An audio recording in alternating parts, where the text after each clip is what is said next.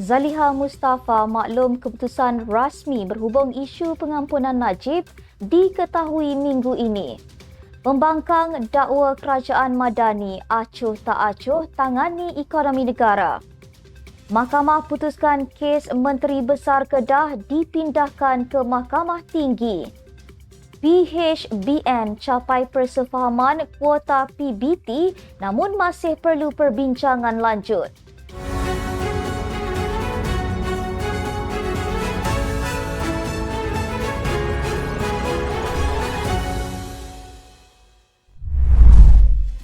Bismillahirrahmanirrahim. Assalamualaikum warahmatullahi wabarakatuh. Salam Malaysia Madani. Bersama saya Asma Ismail dalam Netstep News edisi petang 1 Februari 2024 bersamaan 20 Rejab 1445 Hijrah. Sebelum itu jangan lupa untuk subscribe YouTube Netstep TV dan follow Facebook Netstep Malaysia.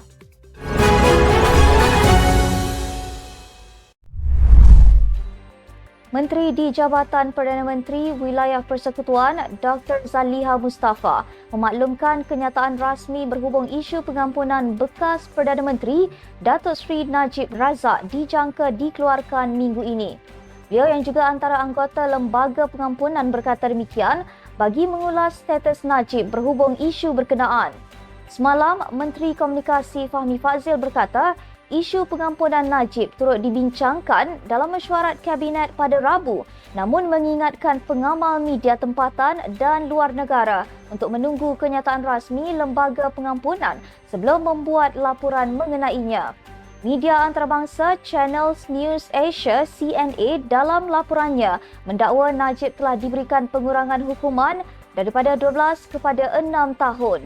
Media itu yang memetik sumber termasuk pegawai kanan kerajaan melaporkan pengurangan hukuman penjara terhadap Najib atas kesalahan rasuah dibuat Lembaga Pengampunan itu dalam mesyuarat pada Isnin lepas.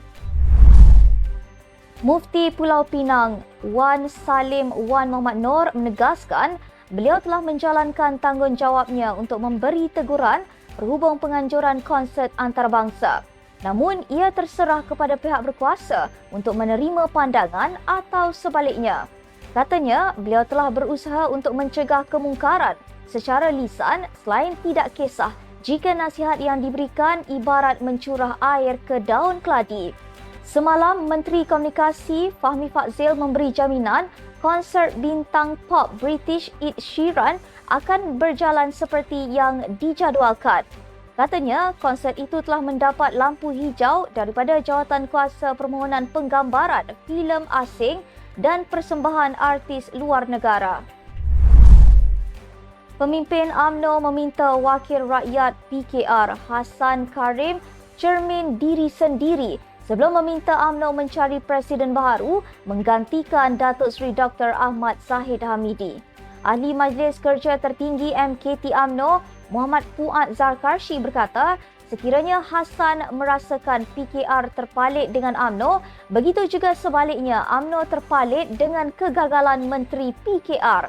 Terdahulu Hassan memberi pandangan UMNO perlu diterajui muka baharu, tidak hanya menumpang dahan Pakatan Harapan PH pimpinan Datuk Seri Anwar yang diakuinya rapuh dalam berdepan PRU16. Menurut ahli Parlimen Pasir Gudang itu, rombakan pemimpin baru yang segar, berintegriti dan berkarisma penting untuk mendapatkan undi Melayu. Kumpulan sokongan paling tercorot diterima gabungan PHBN kini. Dari segi sokongan orang bukan Melayu, Hassan berkata, gabungan PKR, Amanah serta DAP yang menjadi anggota penting Kerajaan Perpaduan telah teruji dan bakal terus menikmatinya dengan syarat PH tidak gila kuasa sehingga lupa agenda progresif untuk membawa reformasi. Pengerusi Perikatan Nasional PN Tan Sri Muhyiddin Yassin membidas kerajaan Datuk Seri Anwar Ibrahim seperti acuh tak acuh dalam menangani ekonomi negara terutama yang berhubung kait dengan kehidupan dan kos sara hidup rakyat. Katanya, indeks harga pengeluar Malaysia terus merekodkan aliran negatif 1.3% pada Disember 2023 berbanding negatif 1.5% pada November tahun yang sama. Katanya, selepas lebih setahun, masalah itu terus berlaku dan berlarutan tanpa ada tindakan konkret yang boleh meredakan keresahan rakyat. Tambahnya, peniaga pula masih lagi bergelut dan belum benar-benar dapat keluar daripada fasa pemulihan perniagaan. Justru kerajaan perlu mengambil langkah segera dengan tindakan luar biasa bagi menangani kemelut yang sedang dihadapi untuk memulihkan kembali perniagaan mereka. Mahkamah Tinggi Shah Alam membenarkan permohonan Menteri Besar Kedah untuk memindahkan kes hasutan dihadapinya ke Mahkamah Tinggi di Shah Alam. Datuk Seri Muhammad Sanusi Mak Noor berjaya dalam permohonannya untuk memindahkan kes hasutan yang dihadapinya dari Mahkamah Session Selayang ke Mahkamah Tinggi Shah Alam. Hakim Mahkamah Tinggi Aslam Zainuddin pagi tadi membenarkan permohonan untuk memindahkan kes pemimpin PAS itu. Sebelum ini, pihak pendakwaan membantah pemindahan itu dengan alasan kes berkenaan tidak melibatkan persoalan undang-undang yang sukar seperti didakwa pihak pemohon. Perbicaraan penuh terhadap Sanusi dijadualkan bermula pada minggu hadapan iaitu pada hari Isnin.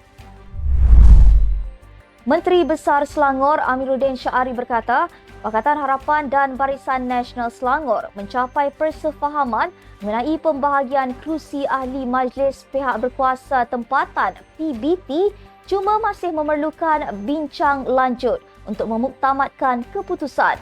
Katanya, perkara itu bukan isu besar kerana segala yang ditimbulkan BN sudah difahami secara menyeluruh dalam pertemuan sebelum ini dengan beberapa cadangan turut diutarakan.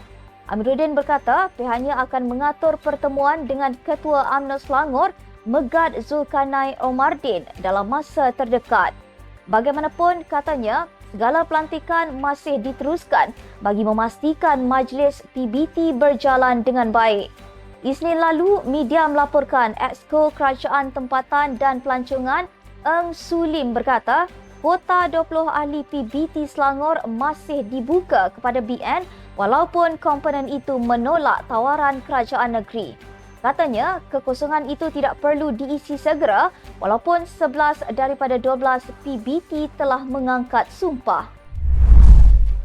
MCA hari ini mempersoalkan tindakan kerajaan negeri mengenakan cukai pintu ke atas penduduk kampung yang dianggap mengecewakan orang Selangor. Naib Presiden MCA Datuk Lawrence Low berkata, pengumuman dibuat pengerusi jawatankuasa tetap kerajaan tempatan Eng Sulim itu disifatkan satu berita buruk.